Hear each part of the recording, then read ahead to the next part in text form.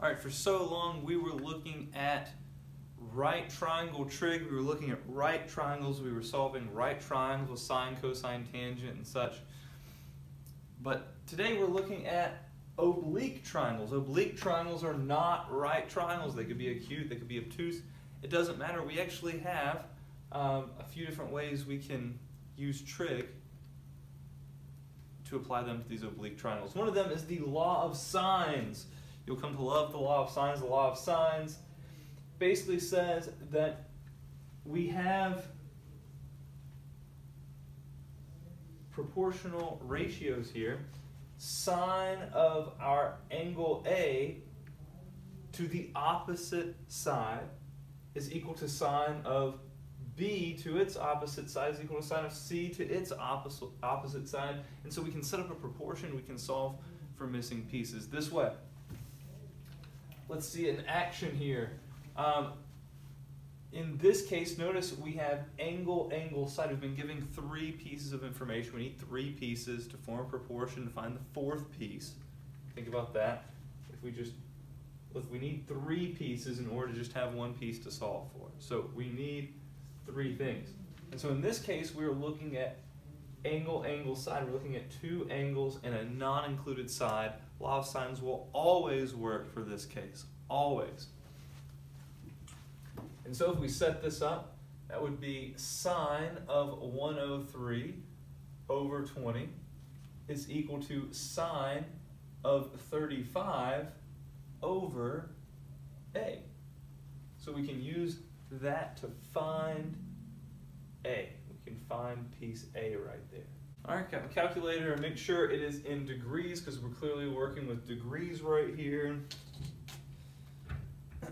Mine is. So I'm going to cross multiply. That's 20. Sine of 35 equals A. Sine of 103. Don't type it in the calculator yet. Don't do that quite yet.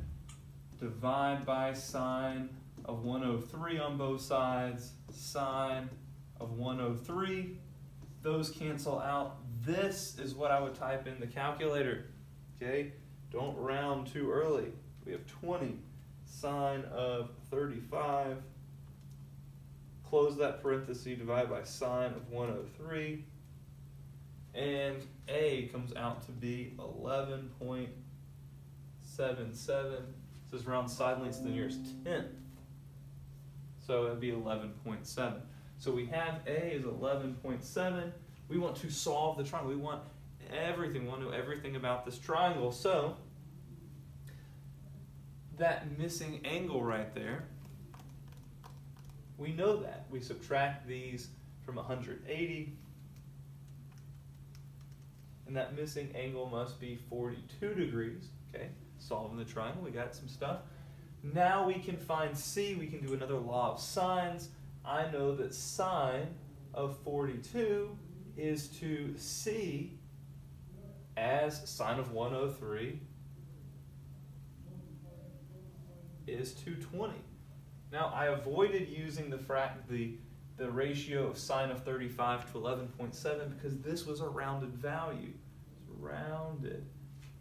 I don't want to use that to make other calculations because they're not going to be as exact. I also could have made an error in my typing in or setting up of this, and I don't want that error to affect anything else in the problem. So use nice, exact answers whenever possible to find other answers in your problem.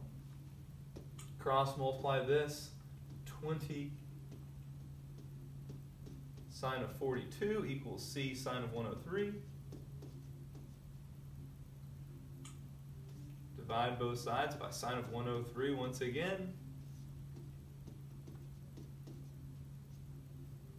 Cross that out, plug in your calculator once again. And I get C is about 13.7 rounded to the nearest 10th, like it said. So there we go. We solved that triangle. We used the law of sines. Let's take a look at this situation. Here it says an Earth orbiting satellite is passing between the Oak Ridge Laboratory in Tennessee and the Langley Research Center in Virginia. which are 446 miles apart.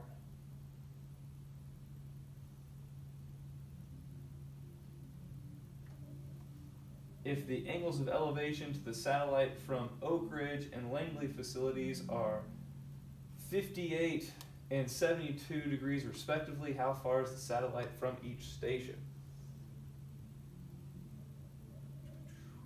So we've got 58 degrees from one, we have 72 degrees from the other. They're meeting right there at the satellite.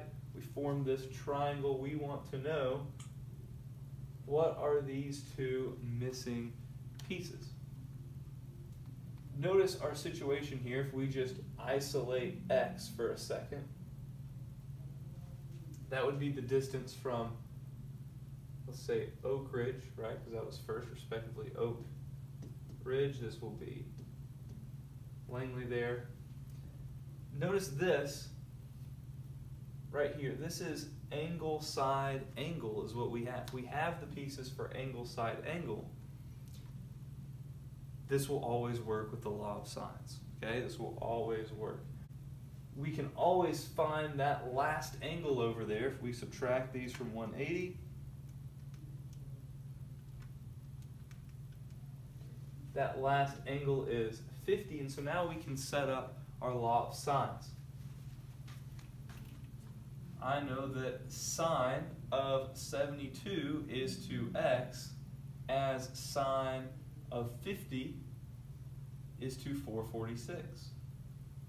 If we solve this proportion right here, cross multiply, we divide by sine of 50.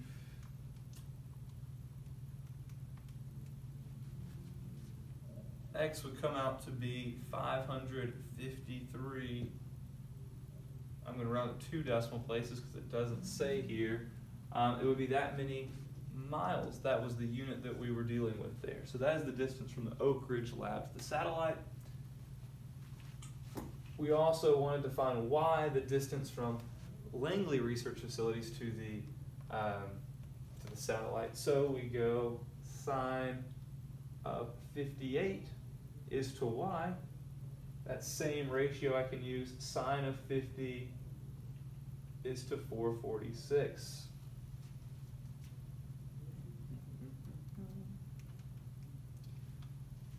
When I cross multiply and solve this, y comes out to be about 493.74 miles.